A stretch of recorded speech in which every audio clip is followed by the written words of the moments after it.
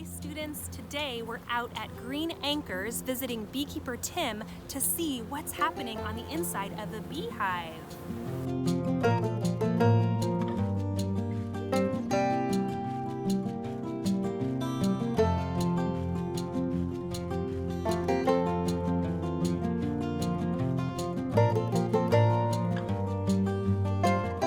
Let's take the lid off and see what's inside.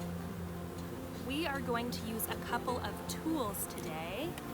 This is a hive tool, and this separates all of the propolis, which is the bee glue, from the hive so that we can get inside. So I'm going to take this tool and I'm going to gently wedge it under this inner cover so that protects the frames.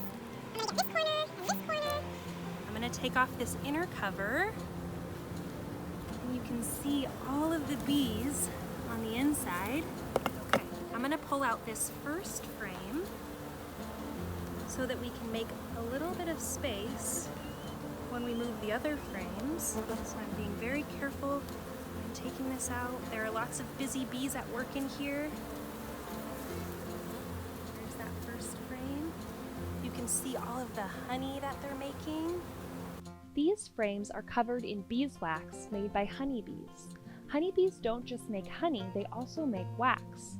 They use this wax to build their homes.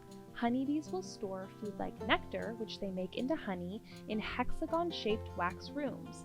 But they don't just use these wax rooms for food. The queen also uses them to lay her eggs. This frame is filled with young bees that are still growing. Each bump of wax that you see on the frame is protecting a growing bee underneath.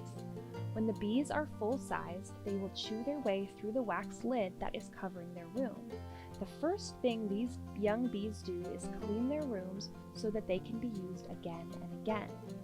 When they build their honeycomb in the wild, it looks something like this.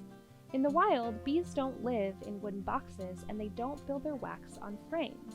In the wild, bees often build their homes in hollow trees or other areas that are hidden away and protected. Whether they live in a tree, in the woods, or a beehive in your backyard, every bee has an important role in the hive. Some of them clean the hive, some care for the young bees, others make honey and wax, and some guard the hive entrance to protect against predators. The bees who are responsible for going out into the world to find nectar and pollen are called foragers. As the weather has started to warm, the foragers have begun making their trips out to collect from all of the new spring blooms.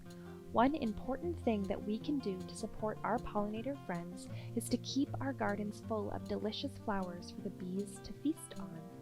Next time you are visiting your school garden, look around to see what flowers you are able to spot. And until next time, see you later!